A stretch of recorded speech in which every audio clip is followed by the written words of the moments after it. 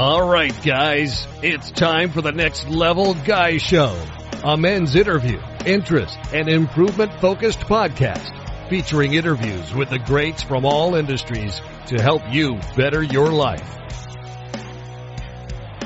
Each week, a new episode features an interview with one of the greats, covering all aspects of their story, from life hacks to tips and protocols that have allowed them to live life on the next level. We then highlight concrete action steps that you can use to improve your life. And now, your host, Ian Dawson Mackay.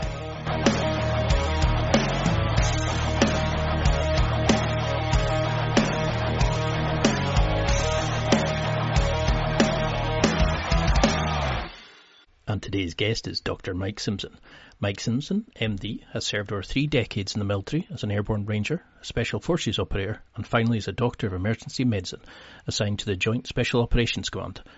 Throughout his career, Mike has deployed to 17 different countries, from the jungles of South America, conducting counter-narcotic operations, to the deserts of the Middle East, fighting the global war on terror. Along the way, Mike has trained as a demolitions expert, SWAT Sniper, high-altitude, low-opening parachutist, SCUBA diver, civilian paramedic, Special Forces medic, operations and intelligence sergeant, and finally a board-certified emergency medicine physician. Mike is also a martial arts enthusiast who's trained in Muay Thai and currently has a rank purple belt in Brazilian Jiu Jitsu. His passion for martial arts motivated him to become a practicing fight doctor, and he works extensively with mixed martial arts fighters, law enforcement and military organisations, providing medical care and training. As one of the foremost experts in both tactical trauma medicine and combat sports medicine, Mike is highly sought after as a lecturer and instructor. He also hosts the Mind of the Warrior podcast, sharing his personal knowledge and philosophy, as well as those of his guests, in an effort to spread the warrior ethos to the general public. Mike is perhaps best known for his role as an investigator of the History Channel's docu-reality series Hunting Hitler. And in this interview, we discuss how to make your later years as fun, effective, and as badass as your 20s, how to incorporate the 6 pillars of fitness into your training regime, recovery and diet protocols that all older men should adopt, the health tests you need to have done to remain healthy now, and so much more. And now, let's get to the interview. Thank you so much for coming on. I can't believe how quick I read your book. It's 212 pages and it's an amazing read. Now, for people who maybe don't know you, could you just give a quick introduction? Yeah. So my name is Mike Simpson. I'm a doctor of emergency medicine. I practice here in the U.S. in the great state of Texas. I had kind of a non-traditional route to get into medicine and to get into medical practice. I left high school. 2 weeks out of high school, I left and shipped off to the United States Army. I did 4 years as an Airborne Ranger in the 1st Ranger Battalion. After that, I got out, but stayed in the National Guard, and we actually have non-active duty Special Forces units here in the U.S., and I was in one of the Special Forces National Guard units. Did that for a few years, ultimately got mobilized during Desert Storm, Desert Shield, although we didn't deploy. But it was during that time back on active duty that I decided I wanted to stay permanently back on active duty and make the military a career. So I went to the 7th Special Forces Group as a Special Forces engineer sergeant. And so basically building things and then blowing things up. Did that for a few years. Decided I wanted a bigger mental challenge, so I went to the Special Forces Medical Sergeant's course and did the rest of my time in SF as a medic. Applied to medical school, was accepted to medical school, ultimately went to emergency medicine residency and made my way back to the special operations community, and I was assigned to the Joint Special Operations Command, to what they call the Joint Medical Augmentation Unit. So providing direct medical support to all of the high-level military units that everybody's seen on the front page of the New York Times and has seen on the news. Because, I mean, you've had an amazing career and, you've had such a distinguished service, which, can you go into a little bit about what was your time like in the military? Because it's slightly different in the sort of the British style. Like we have our own separate SAS, we have our own armies, etc. But what was it about the army lifestyle initially that attracted you? What was it that were you looking for something particular, or was there a particular interest that made you move towards the military lifestyle? I had a desire to serve, and my father had been in the Navy right in the late 50s, so very when we weren't officially in Vietnam, but kind of early Vietnam time frame. Although my father did not consider himself to be a Vietnam veteran. There was a time period here in the U.S. The 60s and the 70s were kind of rough on the U.S. I think they probably were globally, but in the 80s, it kind of started to become cool to be patriotic again and to be proud of being an American again and to serve your country. And at that time, we were an all volunteer army, but there was very much an appeal for that. And I spent my formative years in a very small town, working class upbringing, and I was drawn to that. I wanted to serve my country, and I wanted to be a part of something larger than myself. And I wanted to be challenged. I wasn't interested in going into the military to have them pay for college, although that was certainly a benefit. I wasn't interested in going in to learn a trade. I wanted to do something that I could say very few people do that. I jumped out of airplanes.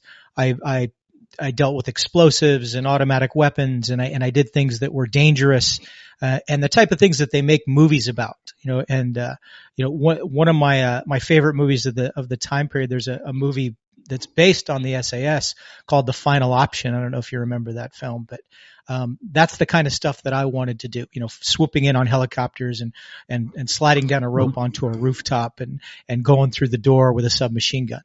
And that's what really drew me into going into a career in special operations, starting in the Rangers and ultimately culminating as a Green Beret and then on to JSOC at the end of my career. Because that's what came across in the book, was you had done some amazing things. You had covered such a wide remit of like the special forces operations. You had done halo jumps. You'd done all these amazing things. And I think I always like asking that question, is what was the inspiration? Because a lot of times it's like people do these incredible things and it's like, I just fancied it, it's quite, and it's quite interesting to see that. And I think it's almost like you were designed for the military. Everything, as you wrote in the book, you seemed to be it just seemed to be your chosen path. Now, you were in the Special Forces at 48. You were going out onto tours and missions. You were, well, I don't like the phrase hanging with the young guys, but your performance was exemplary. You were just competing, you were training, you were doing everything that they could possibly do. What were you noticing about other candidates who were having to drop out? How was their performance slipping at that point? Was that the inspiration when you noticed people having to retire early for writing the book? Yeah. So, and although I was certainly an outlier because I was doing that, as you said, at age 48, and at the time as a physician, because I was going out in operations as a physician, not as an operator. But even those who were I would consider my peers in the operator community who stayed on teams and stayed in that capacity while I went off and got my education. A lot of us during the global war on terror were doing that at a progressed age, compared to decades past. It used to be in the 80s and 90s when you got to your 20-year mark, you would, as soon as you got there, you would absolutely retire because there wasn't a war on, there wasn't something actively engaging you. You didn't have an upcoming deployment to look forward to. So guys were, I don't want to use the phrase take the money and run, but they were looking for that next challenge, and they were doing it, either as a contractor, as an instructor somewhere, setting up their own business. But with GWOT, actively engaged in a war, and this is something that a lot of the civilian populace probably doesn't appreciate, is retention in the military. In other words, the number of people that were re-enlisting and doing more years. The average years of service in the 80s and 90s for most people would do a 4-year enlistment and get out. And those of us that did a career were mostly the outliers. But during the global war on terror, people were re-enlisting. People were staying in past those 20 years. People were tearing up retirement paper, tearing up separation papers, so that they could stay engaged because we had a purpose, we had a mission, and it kept people active. But to answer your question, I know that in kind of a roundabout way, the big thing that I noticed, those who had the most trouble as they got older were those who didn't adjust to the fact that our bodies don't recover at the same pace, number one.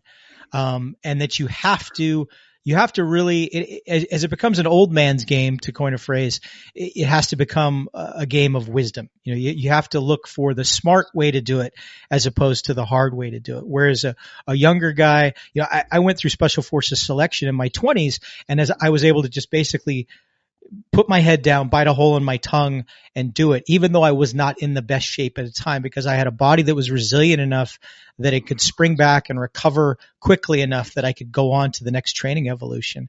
And to do that in my late 40s was really difficult. And I did within JSOC, people that would come and try out for the unit, people that were maybe not my age, but a little bit older than, say, the average, would struggle with that quite a bit. And that a lot of times would separate them from whether or not they were going to have the ability to do the job or not when it mattered. So do you think a big problem we face is that the cultural norms are, once you get to your twilight years, as they call them, 40s, 50s, you're meant to start getting fatter. You're meant to start enjoying life and sitting with a cigar and, like having the whiskeys. And is it that we're taught, oh, that's it, you can't get fit again. We're taught to be fat and lazy. It's acceptable. Or is it more a culture of fast foods? We haven't got challenges in our lives. What would you say? Is it that the initial mindset problem that we need to fix, that we can maintain our bodies through this level? Or is it something more with we haven't got challenges, the rites of passage that we used to have in previous generations, too much fast food, we're sitting all day. Where would you say the problem initially stems from, of why we can't keep our performance up as we enter into the old further generations? I think the answer is both of those things. I think we do tend to live a life, even those in the military who you would think have a little bit more of an eye on their health, don't necessarily eat the things that they should be eating, especially at a young age.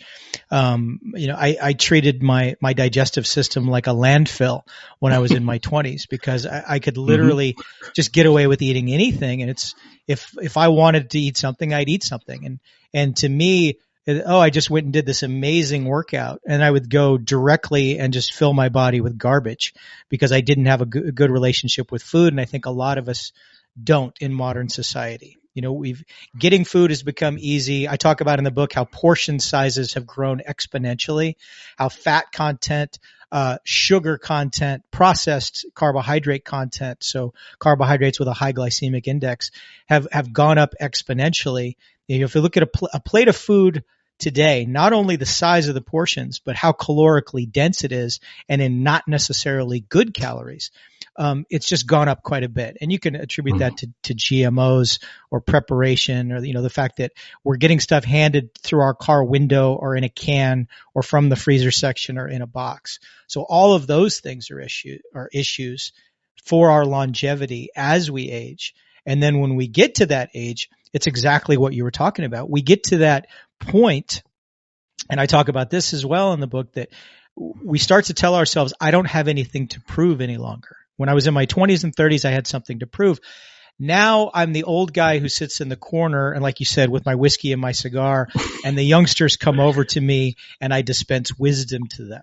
The idea that I can be in the gym or out on a mission or, or stacking on the ramp at 16,000 feet to jump into the abyss with them at that age seems alien. It just doesn't seem right. But when you reflect on the fact that if you go back thousands of years and you look at King Leonidas at age 60, being in the phalanx at age 60 on the field of battle in Thermopylae, it's certainly possible. And what one human being can do, another human being can certainly do.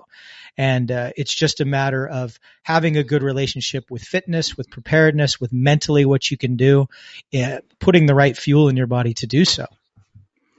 because it definitely comes across that in the book, was how with just a bit more preparation you can sort of perform at sort of elite levels. You can keep your performance up to the same kind of standards as people who are younger than you. You just need to approach it from a more sort of calculated, more thought out approach. And that's a bit that annoys me when you go into a gym and you see all these old guys who, they're told just go and do a bit on the bike. Just do a bit on the treadmill, and they're just enough to keep them healthy, but not enough to actually become fit. And I think this is a problem. It's like we have guys who go off to the jungle, who train, who do these like special forces. You're using tree branches for pull-ups, press-ups, all these sorts of things. And we're then saying to these guys in state-of-the-art gyms, just keep yourself fit no more. It's almost like we're kind of not sure what to do at this stage. And this is why I'm so glad you came out with the book, because we can't find older athlete stuff in the cool training magazines that you see. The pandemic's taught us that we need to spend more time on our health, that we could all die very quickly. But there's nothing to kind of say, you're an older person, you maybe got diabetes, you're maybe at the start of numerous diseases, how you can then bring your performance back.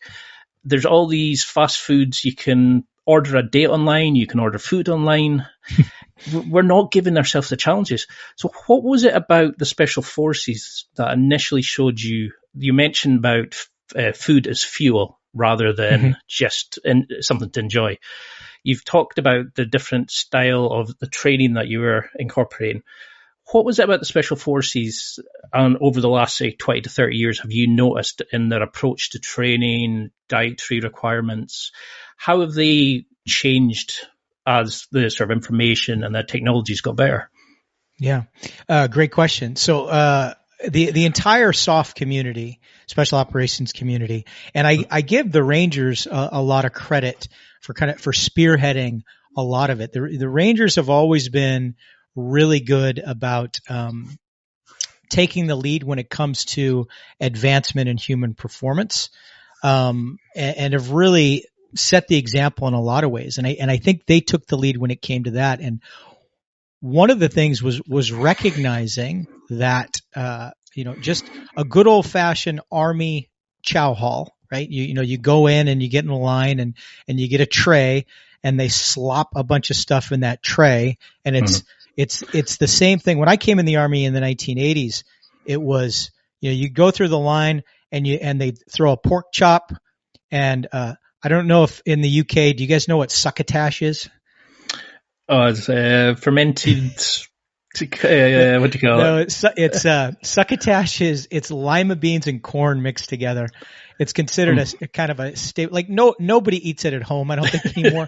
but all through the 80s and 90s, you could find it in Army mess halls, right? So they throw down a pork chop, a big spoonful of succotash, a big spoonful of mashed potatoes with gravy on top of it, and that was your food, right? Good old fashioned American fare, which probably wasn't the healthiest food for you to eat.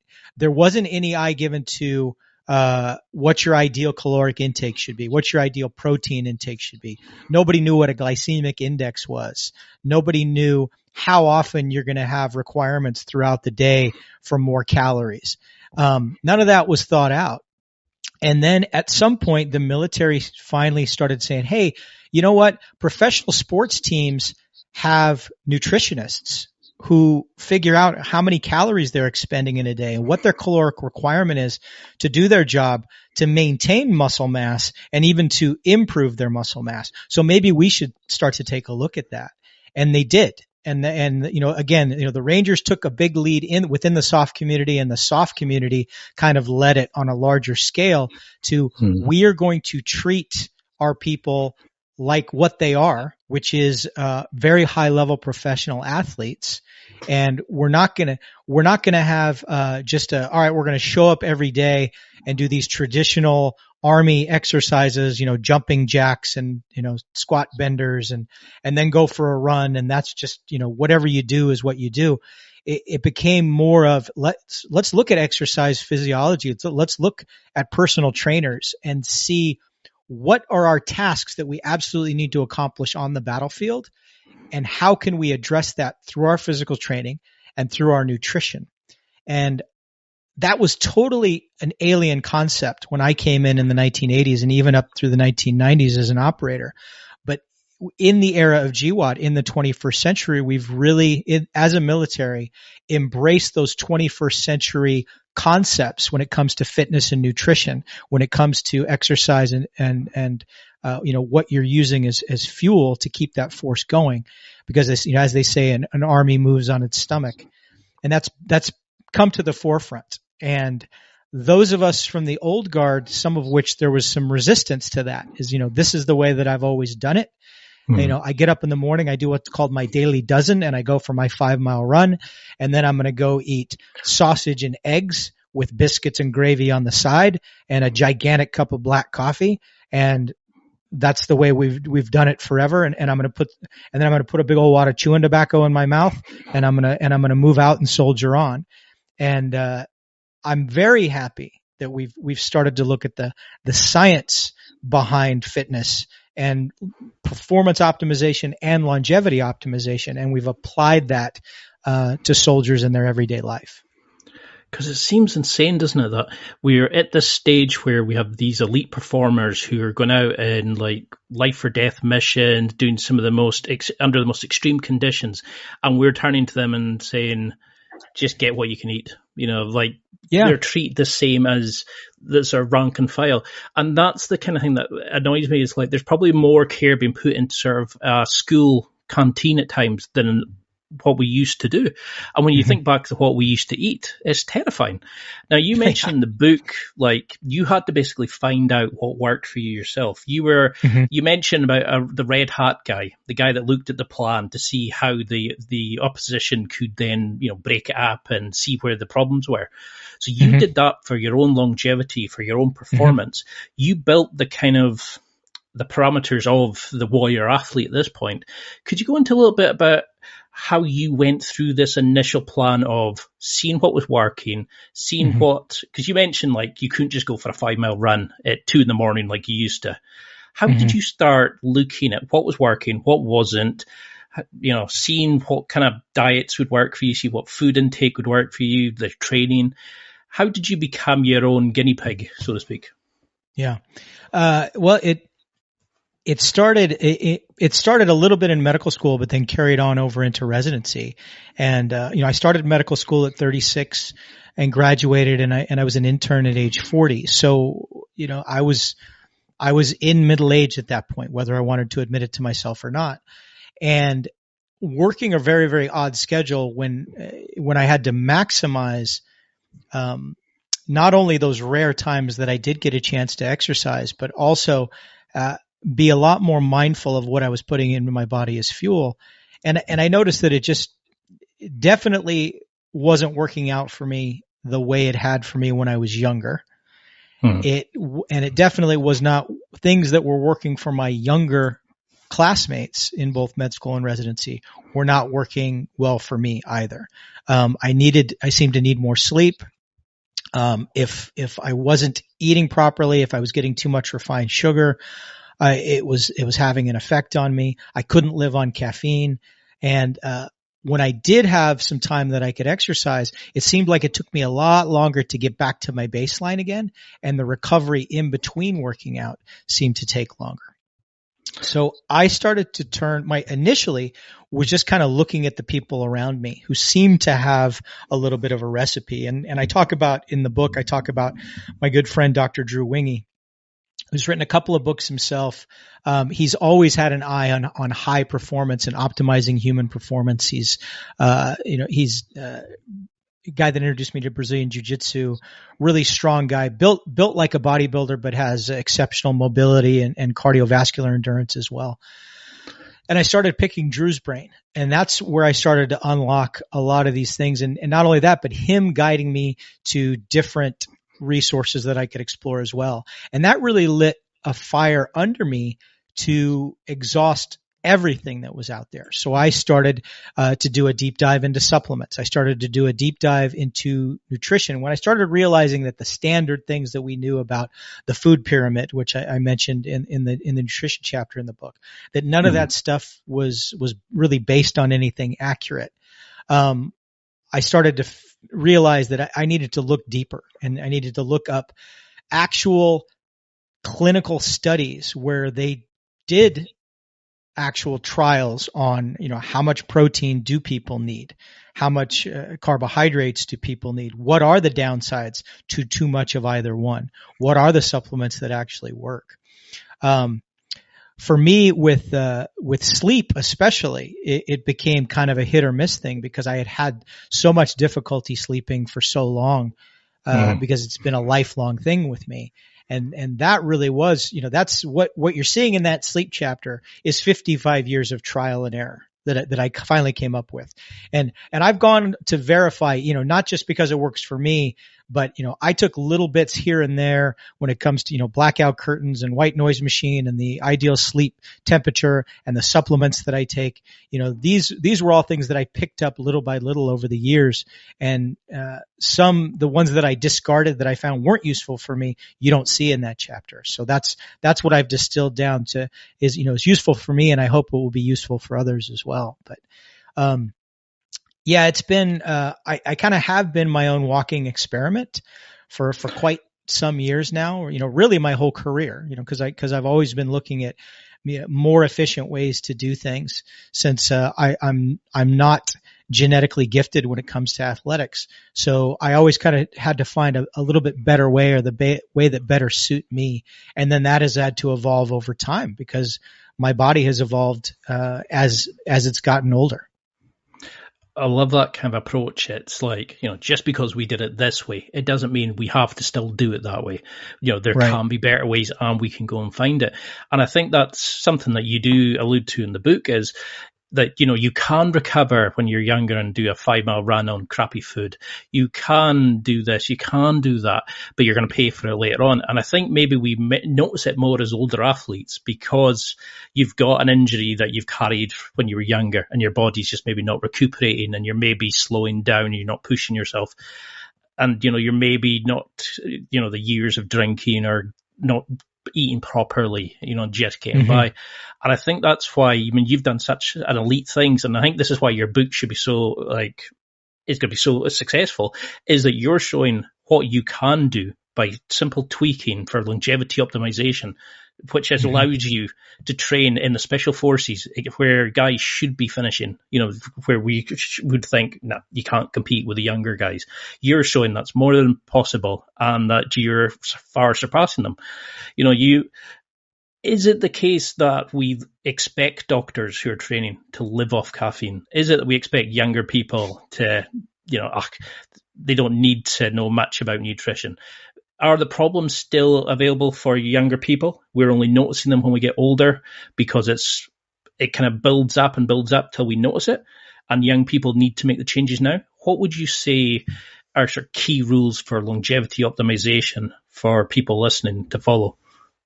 I think absolutely you should. If I could go back in time, I definitely would tell 22-year-old me to start having an eye on longevity. Because many of the chronic issues that I have now, and I wrestle with chronic issues. I have a 100% disability rating from the VA, which I can still do all the things that I do. I have to modify a lot of stuff, and to be honest, I have some extreme discomfort when there are certain things that I'm doing. But if I could have gone back in time to 22-year-old me, I definitely would advise that young man to start having an eye on longevity, and in the form of proper nutrition, getting proper sleep, recognizing the pain of a potential injury, and adjusting lifestyle accordingly so that injury heals properly and doesn't become a chronic injury. I don't think it's ever too soon to start these things, because it's like a credit card, and you're running up that bill when you're younger, because you feel like you're nowhere near your limit, and then at some point in your 40s you hit your limit, and that interest has been compounding annually. So now you're paying this tremendously high interest rate as you're attempting to pay off this credit card in the latter years of your life. And it's a lot more difficult. And if you spend wisely early on, we only have, the currency of life is your telomeres, right? On the end of your DNA strand. So, you spend your telomeres wisely in your younger years, and you'll have plenty of them on into your older years. Something that I wish I would have known then that I certainly know now. Because you see it a lot when we're younger. We sort of rob Peter to pay Paul. We kind of say, I've got a bit of a knee injury. I'll play the game of American football, or I'll do whatever it is. I'll get it dealt with. And then suddenly you're 50 and you're like, oh wait, I can barely walk. Or this is why I'm so glad I found Brazilian Jiu Jitsu, which I know you partake in, that it teaches you like the full body workout, but it also teaches you about mobility, flexibility, and all these kind of concepts. Do you think your MD training was a real key part of this, that you could learn about how the systems broke down, the need to treat bruises and wounds and stuff, so you could actually understand the body and you could use that teaching? Is there kind of a way of looking at the body setup that we can understand as older athletes to know, this is the key areas to focus on as you age? You need to focus on like your mobility, your flexibility. Are there habits, is there routines that you think we should incorporate now for future? Absolutely, I do. And I think my medical training gave me a good foundation in it.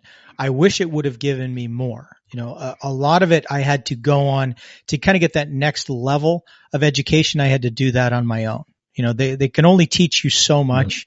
And the vision that Thomas Edison had, that, one day, there's the famous quote from Thomas Edison, and I don't want to try to quote it because I'll do it wrong, but he talks about how the physician of the future will be all about, guiding you in nutrition and lifestyle, not about dispensing drugs or giving you surgeries.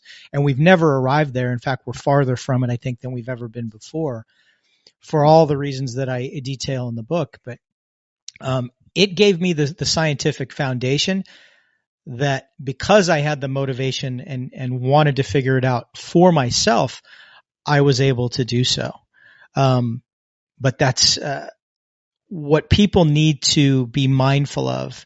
I'd say if there's only one takeaway as you get older, is you are going to need more recovery time, and that's just something that you're going to have to accept. You're going to have to realize that recovery is when the healing occurs. So that's when the muscle gets built. That's when the ligaments and tendons get reformed in at least as strong as they were, hopefully stronger. So you're going to have to recognize that. And moving forward, things like that you mentioned, like flexibility, becomes more important. It's one of the first things to go as we get older. Mobility, which is like flexibility, but you have to think of it as I'm deliberately powering through the movement, not using the aid of gravity to get there. When people ask me the difference, I say, flexibility is Bruce Lee touching his forehead to his knee, and mobility is him kicking something directly up over his head. So you need to work on both of those. And I tell people, people that, say, look, I'm 60, I haven't picked up a weight in years, what should I be doing? I tell them, for the first 3 months, it should only be dumbbells for you, because that's what you need more than anything is to stabilize all of your joints. And if you're using barbells, if you're doing traditional bench press or traditional squats, the other limb, the other side of your body is always helping out with that exercise. Whereas if you're isolating a limb, whether that's through lunges or through dumbbell exercises, dumbbell curls, presses, whatever they might be, you're working the entire range of motion and all of the muscles that surround those joints to stabilize them. And that is what is going to keep you from getting injured, because what's going to sideline you when you get older? Injuries, right? And, we want to stay away from the trope that says, the biggest cause of injury in old men is thinking that they're still young men. And the way you avoid that is by modifying what you do and realizing that you need flexibility, you need mobility, and you need durability of all of your limbs. Because that's something that comes across in the book. As you said, you've had quite a number of injuries, but you've learned from them. You've kind of figured it out. And I think it goes back to that human guinea pig approach of, you didn't have a plan, or you didn't know how to do this, so you had to find it for yourself. And I think this is why this is such a gem of a book, is you've actually outlined the nutrition we need to follow, the health planning that we need to follow as we get older, the training requirements. But you're not just coming out and saying, here's a training program, just get on with this. You're actually showing that it's very individualized, but this is what you do, this is how you work, your supplementation, that you offer the key kind of concepts. And I think that's what really comes across, is it's not written like 50 pages of acronyms and jargon that we can't understand. It's written for like a dense person. It's written for somebody that wants to train, that wants to go to the gym. It's written for the smartest person possible. We can all pick something from this and get what we need from it. And it's beautifully done. I read it in one sitting and I was coming back going, I need to do that. I need to do that. Like highlighting and writing in chapters. Is this the idea of a warrior ethos that you mentioned in the book? Is it that we need to look at our actions now and think, how are they benefiting our health, rather than just, it'll get us through a short-term goal, it'll get us through that competition, but we need to work on, will I still be able to walk when I'm 60, 70? No, that you hit the nail on the head. It's all about what I call the warrior ethos, which is a term I absolutely did not come up with on my own, obviously. But I talk about in the book what I call the warrior athlete, which is, people tend to look at their health in two ways: is either as a chore, that I have to go to the gym, I'm dreading it. I didn't. It's been a much longer day than I thought. I don't feel like doing it, but I have to do it. It's a chore. Eating well is a chore, right? Because then we reward ourselves with these cheat meals, because eating healthy food is a chore. It's like work, right? So that's one way that people look at fitness. And then the other way that they'll do it is they'll look at it as a hobbyist. Is, I got a gym membership and it's kind of cool. And, I go, whenever I can, I go, I try to get some time in, and, I get on the elliptical for a little bit, and then I start to get some beads of sweat on my forehead, and I know that's enough, and I step away. So if you're looking at it as a chore that's, kind of on the bottom of your list of things you enjoy doing, or as a hobby that it's just this pleasant little diversion, you're never going to kind of break through to that next level of fitness. But if you look at it as a warrior athlete, I'm approaching this as a warrior, and a warrior gets up every morning saying, I'm going to be a better version of myself today than I was yesterday. I'm going to be a better version of myself this week than I was the week previously.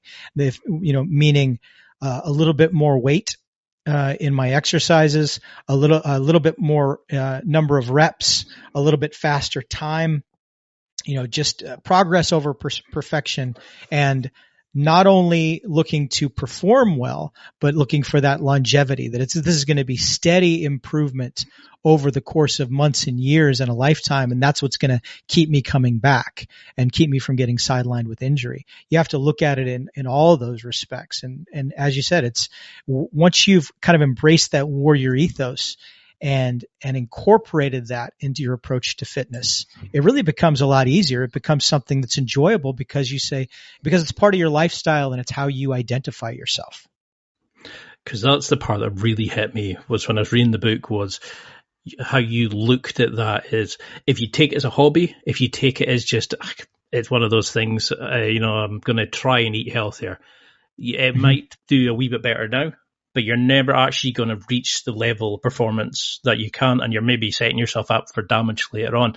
And when you talked about looking at food as fuel rather than just as a treat now, and how much it kind of compounds on itself, builds up that interest, which you have to pay off later on.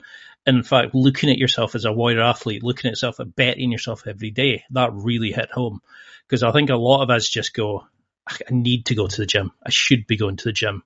The family's around, right? I'll go on vacation. I'll deal with the gym when it comes later on. Suddenly 10 years have gone by and you're out of shape. You can barely go up the stairs without having someone a heart attack. And that's what's scary, is time will pass quickly. We just think, we just don't see it. We're so focused on short-term goals, which you mentioned in the book, rather than looking at it as a long-term overall version of ourselves. and we will have to pay for the damage we do as we're younger. So how would you start incorporating the 6 pillars of fitness, your philosophy on food into our lifestyle now? Mm-hmm. For people that are listening, could you go into a little bit about how we should view food, how we should eat? I know it's difficult because it's 212 pages, mm-hmm. but there's so many other areas I still want to cover. But yeah, that's what I loved about this book, was that there's so many different things that you could focus on just to improve yourself on the fitness alone. There's the food stuff, there's the health screening test. There's so mm-hmm. much involvement in here, but it's not, you're not having a go. You're explaining it all in very simple terms and recommending why it's affected you, using yourself as an example. So how could we start building maybe sort of 3 to 6 key rules into our lifestyle that's mm-hmm. going to affect our performance? It's going to allow us to continue to act as we're 20, 30 as we reach the sort of later years in our life. Great question. I can sum up the way that I sum up my whole nutrition chapter really in what we call here in the US an elevator pitch, right? Is, if I'm in an elevator, somebody, and I have to, these are the only words I'm ever going to say to this person. And hopefully I'm going to give them some information about nutrition that they can use for the rest of their life. I tell people, look, like I said earlier, if somebody's handing it to you through a car window, if you got it off a shelf in a can or in a box, or it came frozen, then that's not what your body needs. Okay. You need healthy produce, green leafy vegetables. Your plate, whenever possible, should have the colors of the rainbow on it. So multicolored, big colorful vegetables, are always a good thing. Healthy, lean meats. I eat a lot of poultry, a lot of turkey, a lot of chicken, and I eat a lot of fish.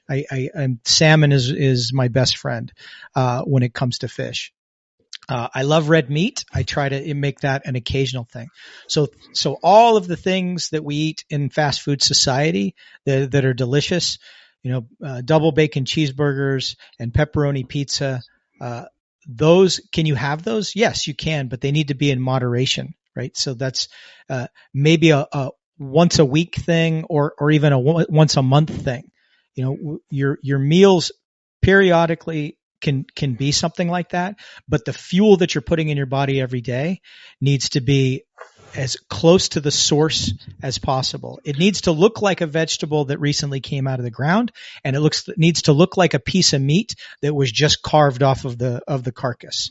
It shouldn't look like something processed meats, cured meats. When you're talking about ground meat and the high fat content, you're losing a lot when you get that. And anything that's processed is going to have a lot of sugars in it. It's going to have a lot of unhealthy fats in it and a lot of preservatives in it, because anytime it's something that's meant to be shelf stable for long periods of time, that means that there's a lot of things in it that we're not really designed to eat. Mm-hmm. So, I like to stay away from industrial farming stuff as well.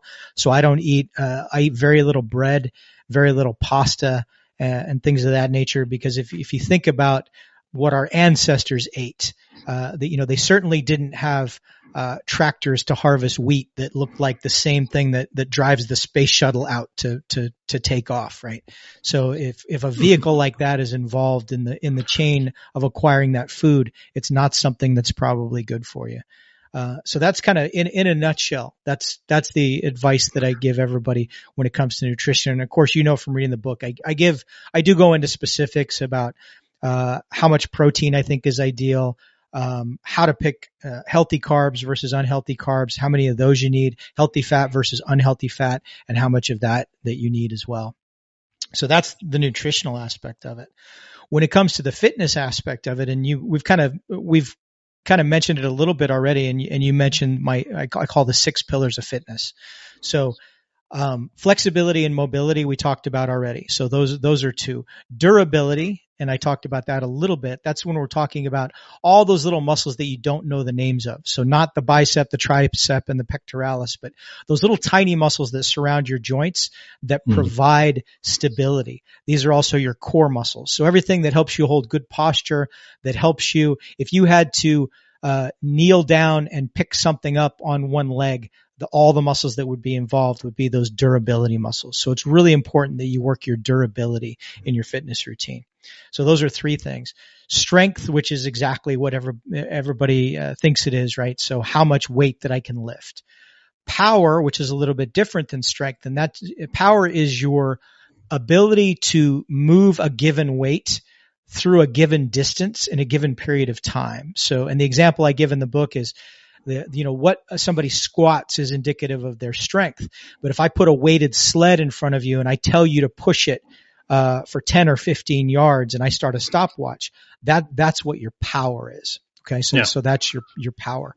And then we have endurance, and endurance is cardiovascular endurance. So that's, typically what you'd see from a long distance runner, but also muscular endurance. So when you're doing however many burpees you can do in 10 minutes, or shuttle runs, or you're doing sandbag throws, that's not only cardiovascular endurance, but that's muscular endurance as well.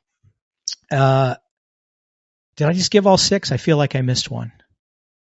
Flexibility, mobility, durability, strength, power, and endurance. Yep. Okay. I got all six. Sure. So those are the 6 pillars. Because that's definitely something that comes across as where a lot of like books that I've read, they're playing checkers. They're kind of saying, eat better, go to the gym. Yours is actually right. More like a 3D chess match where you're kind of actually showcasing how important sleep is, the recovery, the health screening that we need to go into. So how do we utilize these kind of aspects as well? How do we start looking at our sleeping patterns? How do we consider our all the additional stuff? How should we start incorporating that into it? Because as they serve the younger people 30, 40, they're listening to this just now will be thinking, yeah, I need to worry about that when I'm 50. I need to worry about getting like my tests, my smears for women, or I get, I get the finger up the bum kind of a test, all these right. kind of things. I know a lot of guys don't know the official names. Right. How do we start thinking about this as now, this is something we need to do now. We can actually affect and change these things. Because I have a history of diabetes in my family. I have a history of cancer in my family.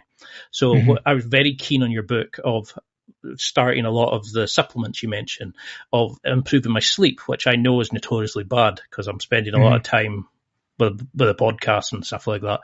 So I'm maybe not sleeping as well as you should be. I can start taking the supplements you mentioned. But what other sort of health aspects should we be looking at for athletes, for anybody who picks up a copy of your book? Yeah. I think it's important that I'm always amazed at, I have met people, I've had people come into my emergency room at age 50 and they'll say something like, this is the first time that I've been to see a doctor since I was, 15 years old. I don't go to doctors. And unfortunately, typically when somebody comes in with that story, it's really bad. The reason that they're there on that day is really, really bad because they haven't gotten these periodic screenings. And, that's something that the military has actually done fairly well. And the reason being is because the military looks at active duty troops as a commodity. So, having a comprehensive physical exam before you even enter active duty is important to make sure you're physically fit enough to do so. And then comprehensive physical exams before you go to certain schools, whether that's, jump school, dive school, flight school, or something of that nature. And then also periodic health assessments in the intervening time to make sure that everything that you're doing militarily hasn't had a deleterious effect on your health, and that your eyesight is still good, your blood pressure is still good,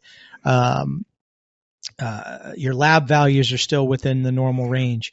So people in the military do a pretty good job of it, only because it's really not their choice, right? It's required. You get your records get flagged if you've gone too long without having a physical exam or a physical screening. And in the civilian world, people just aren't doing that because, we've taught people that doctors are somebody that you go to when things have already gone bad, right? We do a very, very poor job in preventive medicine. And preventive medicine is lifestyle, but also, and lifestyle is probably 90% of it. But then the screening aspect of it that we're talking about now is a pretty important 10%, because doing things like getting a skin cancer screening, skin cancer really common in the U.S., but very treatable if caught early. Prostate screenings, your colonoscopy, getting your eyesight checked, and getting your eyesight checked and getting a comprehensive eye exam is really important. You'd be surprised at the number of diseases, systemic diseases, that ophthalmologists are the one that catch them through doing a comprehensive eye exam. The early stages of diabetes, the early stages of cholesterol buildup, connective tissue disorders, and things of that nature. Comprehensive eye exam is really important. A hearing exam, really simple things. Having your blood work done. You might have a family history of a thyroid disorder, but nobody's ever really talked about it. And it's important to identify that early. So especially once you hit age 40, you need to be seeing your doctor every couple of years. Really before that, if you don't have a regular doctor that is your regular doctor, then that in your 20s and 30s, that should be your priority, is going in and establishing a relationship with a physician that knows you, getting a baseline on everything, on all of your lab work to know what is normal for you right now at this age, and then coming up with a plan for them for how often you're going to go in and see them. And in your 20s and 30s, it might be, if you don't have anything going wrong, I'll see you every 5 years, or something of that nature. But definitely as we reach middle age, it needs to become a every couple year thing. And eventually really it needs to become a once a year thing. It's time for a quick break. There are millions of potential products to buy. So how do you know which ones are worth your hard-earned money? Simple. You go to nextlevelguy.com/affiliates and explore those that will transform and improve your life. You'll find deals, listener exclusives, and special offers with some great companies. Recommendations are 100% honest and only on items Ian has tried or believes in. The companies showcased will make you a better man in all areas of your life. Simply go to nextlevelguy.com/affiliates and level up. Because that's the thing that really hit home was your book was on about preventative care that we can put in place now, that we don't need to become fat and old like the old grandpa sitting on the couch. We can actually be still performing at elite levels. I mean, you've demonstrated what we can do with a bit of trial and error, finding out what works for us, by adapting our training program, by looking at our recovery methods. And this is why I think the book is going to be such a success, is you've written a whole life breakdown. You're not just saying, go to the gym and eat better. You're saying, but look at your sleep, get your eyes tested. And you're explaining it why, but you're not just sitting going, because I said so. You're explaining why, how each thing can break into each other and how it can help, but how we can still perform like we are now. And rather than ruin the good old days, we can actually still be going off and going for hikes. We can still be doing the elite things that we are doing now. Do you think another thing is that we're not getting challenges anymore? That we're in, there's not many wars on at the minute, that we can just get food delivered to us. Like I'm saying, we can get dates, we can order a lift to our door to wherever we're going. Mm-hmm. Is it now that we need to establish a challenge in our lives? Like we should be running a marathon each year. We should be, skydiving. We should be doing something. Is this why the elite performers can maintain their performance over the average Joe more, that they're pushing themselves out of the comfort zone? Yeah, I do think that there is an aspect of that. There's the old saying that's been repeated many times is, hard times gives birth to hard men, and then hard men give birth to easy times, and easy times give birth to weak men, and then weak men give birth to hard times, right? So, we had generations before us that struggled, and because of their struggle, we have the life and lifestyle that we have now. Like you say, technologically, and in the developed world, you can get, I can order almost anything that the heart desires on my phone, and it will be delivered in 24 hours. to my front door. So it's certainly made for a softer society. So I think giving ourselves something to strive for, and if you have that warrior athlete mentality, you might not be getting ready to get on a helicopter with a SEAL team and go into a hot landing zone somewhere, but you can be getting ready for a CrossFit competition or a Spartan race or a marathon or a triathlon or a Brazilian Jiu Jitsu competition. Give yourself something to strive for. But I caution everyone in that. And because I talk about this in one chapter of the book, is don't go into the allure of, I'm so focused on peaking for this event, this performance, that I'm going to take shortcuts.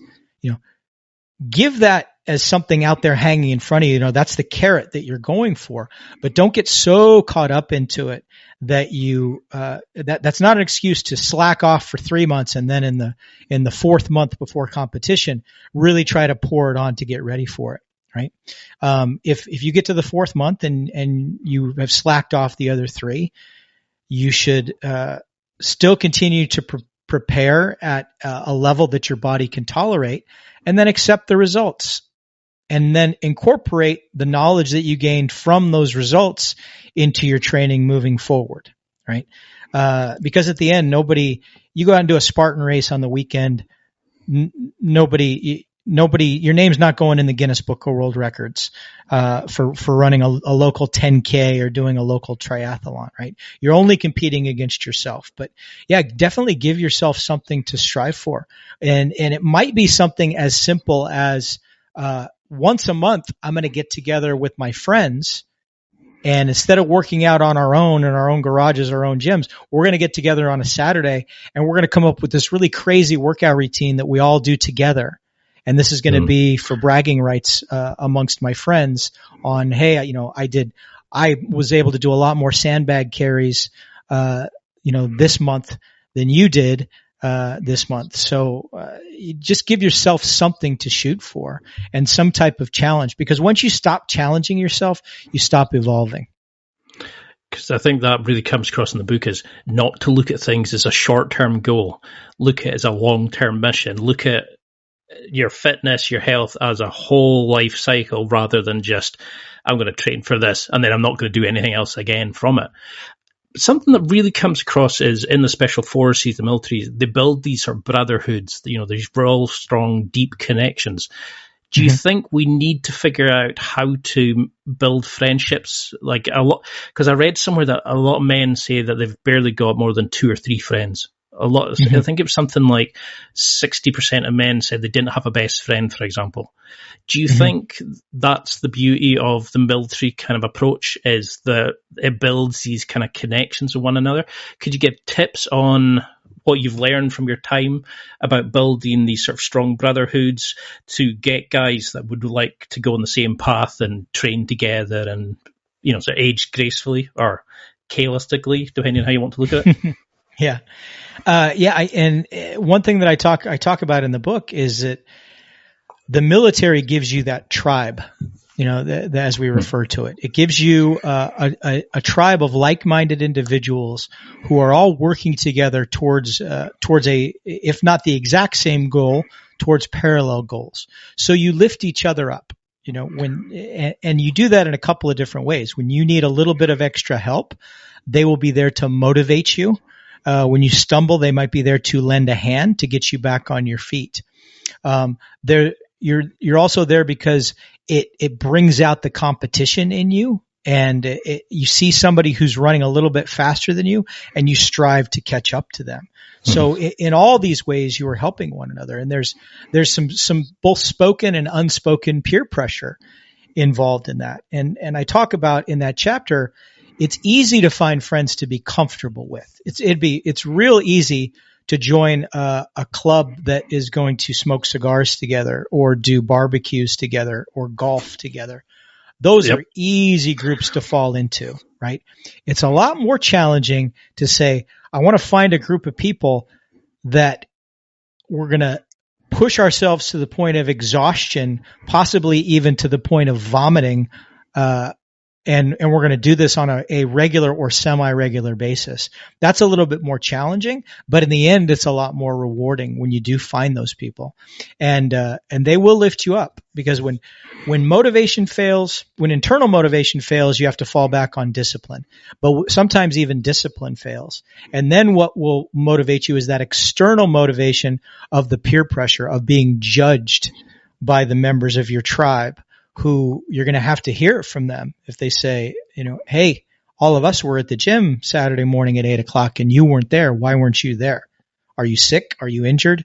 What's wrong? Because we're your tribe and we're concerned about you. So, the military gives you that. Unit cohesion is important. Esprit de corps, as we call it, is extremely important. And both your leaders and your peer group lift you up and push you to be the absolute best version of yourself, so you can reproduce that in the civilian world. And it's that's one of the good things about the age that we live in, is even if you live somewhere in a remote rural area, we all have these wonderful electronic devices where we can be on Reddit forums or in a MyZone users group or in a Facebook group for people that ride their Peloton bikes or run on their treadmills or do CrossFit. And we can share ideas and we can post our accomplishments and we can learn from others and help each other out. Bless you. And it's, that's the great thing. There's a lot of negativity on the internet, but that's certainly some positivity that is out there, is that you can find these groups, these online groups that lift each other up and motivate each other. Because I think that's the beauty, is like you're saying, is technology has a lot of flaws. We compare ourselves on social media. We kind of go, what's the point? They're doing it so much better.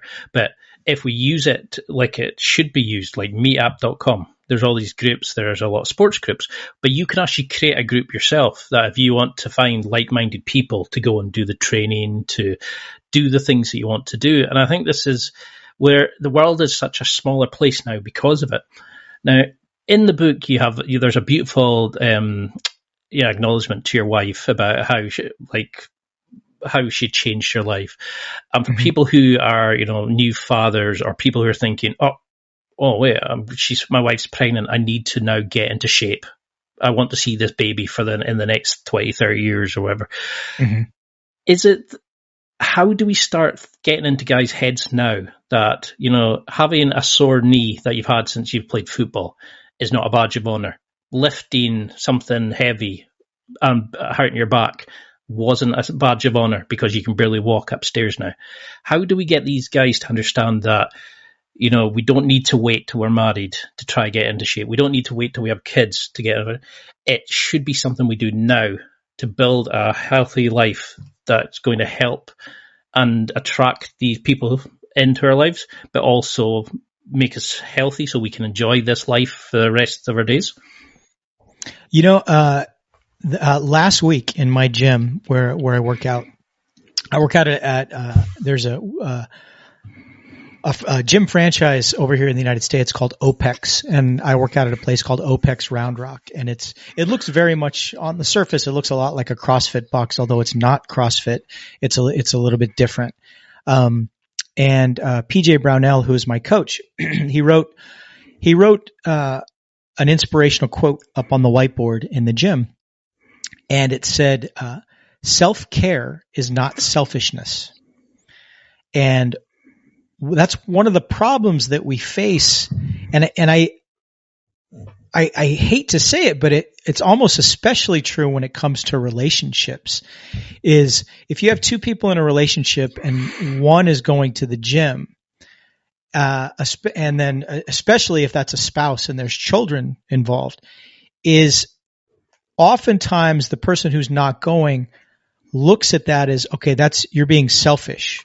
You're going to pursue something away from me, away from the rest of us that you are indulging in, and that's selfishness.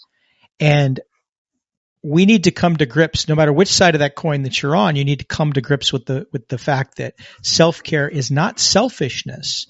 My wife recognizes that I spend as much time as I do in the gym because I want to be her husband until the ripe old age of 104. I want to see my grandchildren and my great grandchildren be born. And the way that I'm going to do that is through taking care of my body, right? So it's not a selfish act. I'm not just, going there, just to get away from everybody else and do something that's just for me. It's for them too. And I'm a better provider. I can work harder. I can build my business more effectively as an entrepreneur when I'm healthier. All of these things are important. I'm a better lover to my spouse when I'm in peak health. I mean, these are things that are just undeniably true. So we should stop looking at it as selfishness. It's the same when I go to Brazilian Jiu Jitsu. That's not a selfish pursuit. I certainly enjoy it, but if God forbid anything ever happens and I have to defend myself or my family, I'm going to get those tools that better enable me to do so. So we have to break through a lot of the problems that we have. Are these kind of societal constructs that we've put up these walls. That's a good example. Another one is, and we started to talk about it a little bit earlier, is we as a society and individuals have a very unhealthy relationship, not only with food, but with sleep. And we come up with all these reasons that we don't get enough sleep. And it all boils down to, we don't have a healthy relationship with sleep to begin with. And that allows all these other impediments to to work their way in between us and getting restful sleep.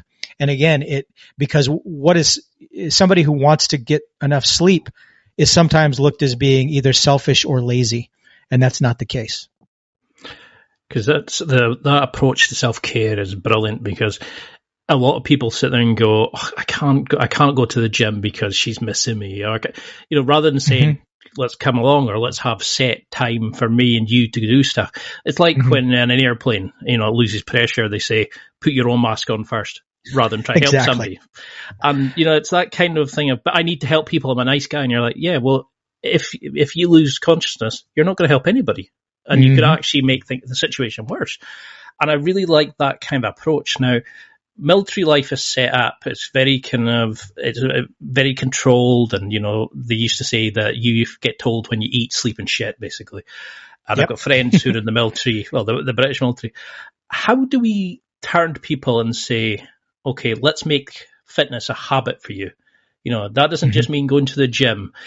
How would you start habit hacking this? How would you start saying, would it be once a year go see your doctor, 3 times a week do X, and I would recommend Brazilian Jiu Jitsu, which I'm a massive fan of.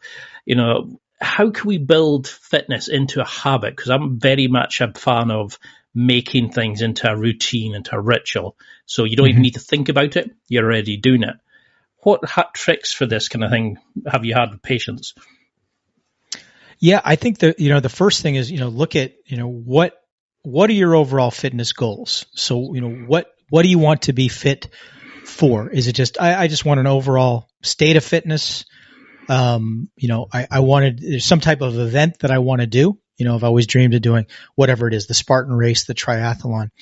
For me, I use mixed martial arts as my gauge. So my fitness tends to be geared towards, can I spar more effectively against opponents? Can I pick somebody up, throw them over my shoulder and slam them to the ground? Can I evade, strikes and duck under and get takedowns? Can I do all of these things? So that's kind of the gauge that I use.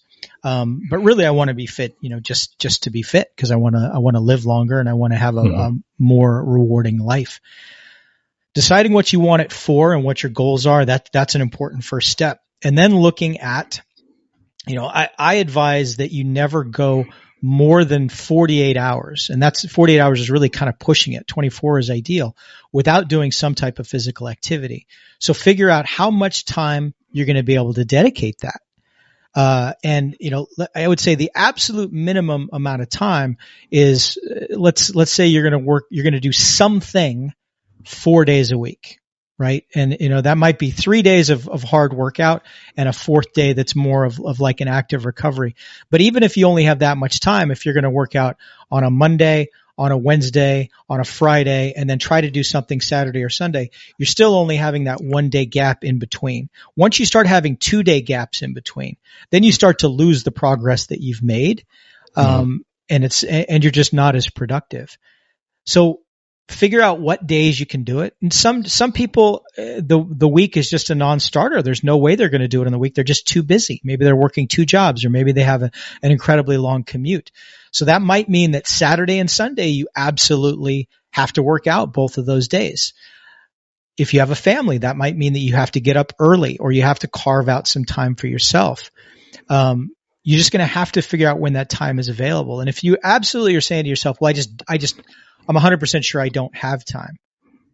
Look at where your time is going. And if your time, if there's a lot of internet time on there, a lot of television time on there, a lot of you're pursuing a hobby that time could be spent on physical fitness, that's where you're going to have to start carving out the time. Certain things, your boss expects you to be at your job a certain number of hours per day. You're going to have to drive to and from work. You're going to have to go to prepare food. That's going to take time. To go buy food, that's going to take time. You're going to want to spend time with your kids and your significant other. But even when all that's done and you figured in your sleep as well, I'd be willing to bet that most people have 45 minutes in there. At least 3 to 4 days a week, they have 45 minutes in there that they can carve out. And maybe that's, it might be your lunch hour. It might be something, a lunch hour. If you're commuting on the train, you're going to look kind of funny doing air squats on the train, but maybe that's something that you have to do just to stay active. It's something that you just have to figure out. Because that's the great bit about the book, is you give an example of your training program.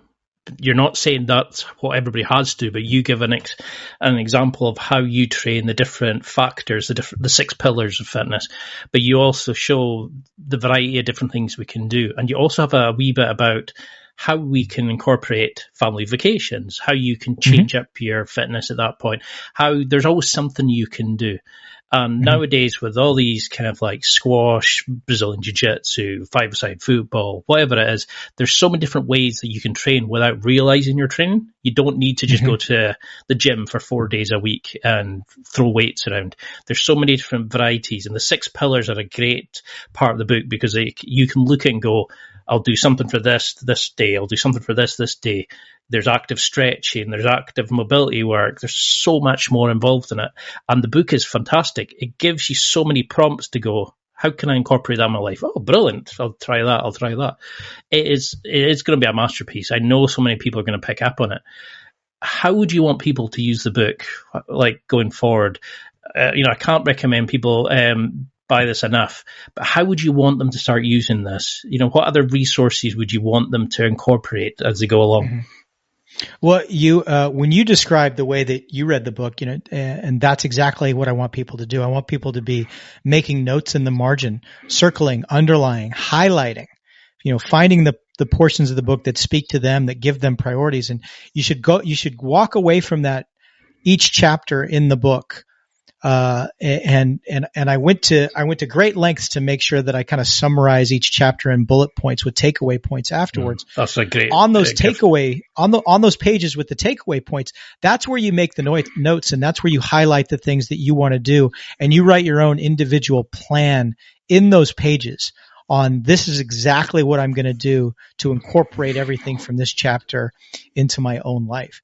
That's how I would want them to approach it. And then the resources that I would like you to seek outside of the book, I talk about in there how important it is to have a heart monitor, because you can't manage what you're not measuring, right? So in order to measure your heart rate, what zones you're in, your caloric output, all of those things, you're going to need to have a heart rate monitor.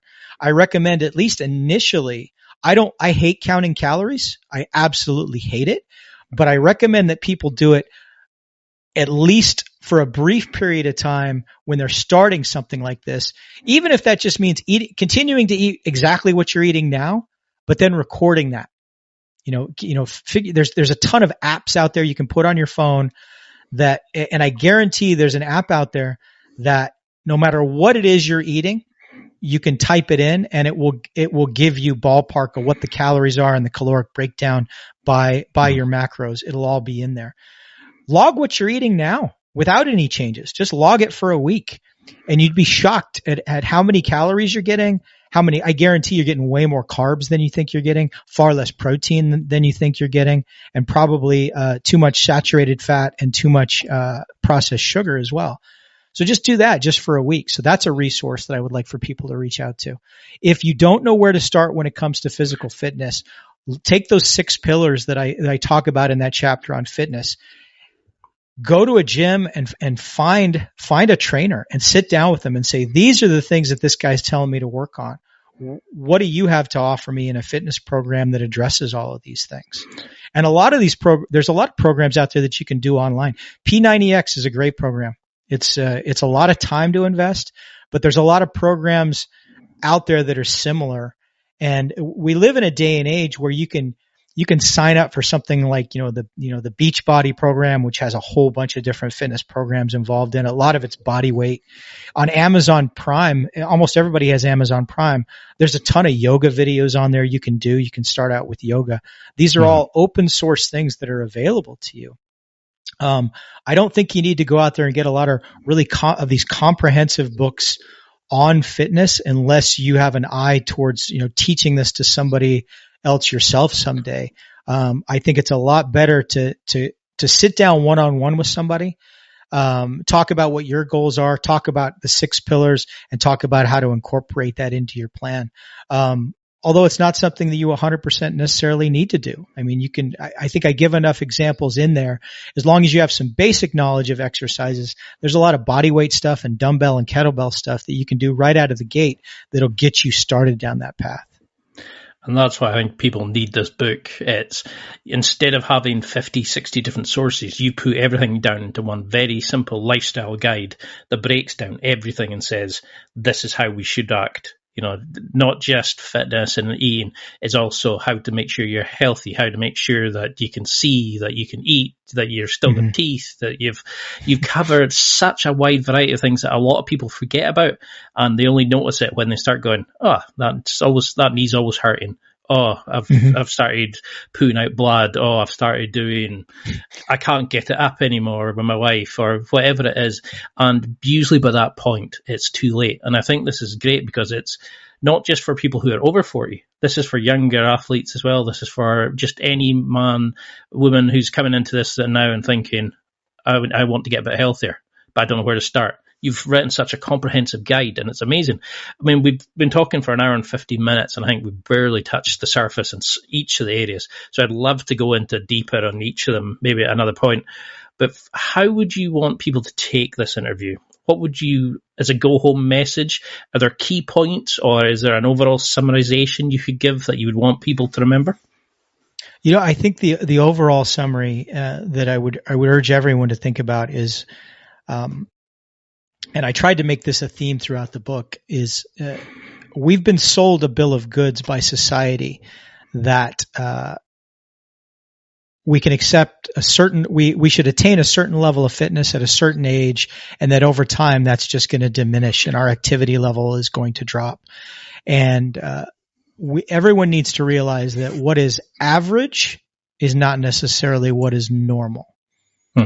The average person is 25 to 30 pounds overweight. The average person is going to be, from middle age on, is going to be on 1 or 2 prescription medications regularly, usually something for either blood pressure or cholesterol or diabetes or pre-diabetes.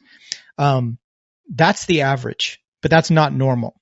That's just because of the way we eat, because of our sedentary lifestyle, has become the average. And you don't have to be average. You can be highly above average is very much attainable, and you can continue to perform at a high level into your 40s, 50s, 60s, and beyond.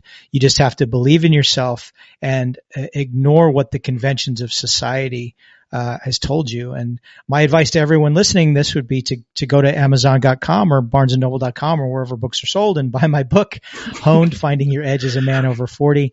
And no matter what age you are, and no matter if you're a man over 40, a woman over 40, or a woman in her 20s, or a man in your 20s, and use that book to spark action in your life. And everybody, I've gotten feedback from fellow physicians and from current and former professional athletes who said, you know what, 70% of the book was stuff that I was already kind of doing, but that other 30%, wow, you really made me think. Like you said, I made all of those doctor's appointments, or my sleep is garbage, and I'm finally addressing how to get good sleep because of your chapter on sleep. Or I had no idea that's why recovery is so important, and I've been pushing myself too hard. And based on your book, I've started incorporating those recovery days, and my performance has gotten better when I thought my performance would go down because I felt guilty for those recovery days. So I think there's something for everyone in this book. Because you certainly shine a light in a lot of areas that guys typically just go, yeah, I'll deal with that later. I don't need to worry about that. And then suddenly it pops up and we go, oh. And it's like you're saying, we've been sold this lie. We don't need to be out of shape. We don't need to think about the glory years of 15 years, 20 years ago. We can continue to live as we are. And you've written an amazing book, and I will be more than happy to promote it because I think every guy needs to read it. Because when I first read it, I was like, there's so many prompts and there's so many insights, but there's so many motivational points to think, right, I can change my life this way. Oh, I hadn't even thought about that. Oh, I better get that sorted. And it's like you're saying, preventative medicine now can mean you can do amazing things as we age, and there's no reason not to. We just need to understand that we can do it. We need to accept that. And I would love to have you on again and do a round 2 and really get into this. But for people who want to work with you, who want to buy the book, who want to find out more about you, can you give your social media handles? Where can we find out? Where can we listen to your amazing podcast? Those sort of things. Yeah. My podcast is Mind of the Warrior. It's available on all platforms, Apple, Spotify, Podbay, pretty much all of them. At least I think it is. My social media handle on Instagram is Dr Mike Simpson, spelled DrMikeSimpson. Graybeard Performance, my life and lifestyle / supplement company, also has its own account, and you can find me there at graybeardperformance.com. There are places on that website where you can subscribe. I do send out periodic emails, and I'm probably going to start launching a newsletter in the very near future as a follow-up to the book that you can subscribe to there. You can also contact me directly through graybeardperformance.com, or my original website, which I don't use as much anymore, was drmikesimpson.com. You can contact me there as well. Well, I know you're going to change a lot of lives with this. I mean, even I was kind of going through, and I've interviewed quite a lot of people, and I've kind of covered a lot of areas, and I was like, I didn't even think about that. And that's amazing. And a lot of the stories that you tell in the book and a lot of the ways you explain things really hit home, and you make us realize that it's not a badge of honor. We can change, but we need to make these changes now. And, about our longevity, optimization, the little things that we can do now to fix our lives, like you're saying, to enjoy the later years, and not even call them later years. We can still perform till the day we die. And it is a brilliant book. And you should be super proud of the work. And I love how you're now thinking, I'm going to carry on this evolution. Where would you want the evolution of your brand to be? Have you got a sort of end goal in mind? Yeah, my hope is, I have 2 supplements in my supplement line now. That's going to expand to, as a minimum, to 7, because, I talk about in the supplement chapter that, I've basically had to piecemeal together all of the stuff that's out there that really works. I've had to hunt down on my own, and I'd like for people to have one-stop shopping where they can get all of that in one location. And I want Graybeard Performance to be that brand. I also want it to be a place where people go for information. In an ideal world, this would expand to a weekly newsletter, giving you motivation each and every week, giving you workout plans, meal plans. I would love to have, I've had for a long time, I've wanted to have an app that could help people with this on a daily basis. Everything, as simple as a checklist that you get up every day and it's reminding you to drink that 16 ounces of water that I talk about in the book as soon as you wake up, reminding you to take your supplements, reminding you to get that workout in, giving you a little anecdote each and every day, or at least each and every week, that is a reflection on why it's important that you're doing the things that you do. That would ideally be where I see this brand going. That Graybeard Performance would be the place that everybody is going for all their information when it comes to a healthy life and lifestyle, and recognizing that middle age is just that. It's middle age. So, and I said when I was 52, I said I consider myself to be halfway done, which means I'm going to live to 104, and that is my goal. And I want to get more out of the second 52 years than I got out of the first 52 years. And I want everybody to have that goal, that, going into old age isn't a time to reflect back and think of how great things were in your 20s and 30s. It's a time to think about how great things are right now. And you do that through optimizing your longevity.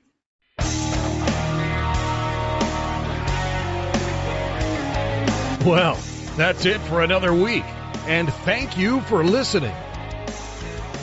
It's now time to take what you've learned and use it to develop and enhance your life with the key points mentioned. Listen, try it, embrace it, use it, and crush it. Now's your time to hit that next level in your life. If you liked this episode, then please leave a comment on the show notes or a review of the show on your podcast platform. Everything helps evolve the show. Until next week, keep seeking the next level in your life.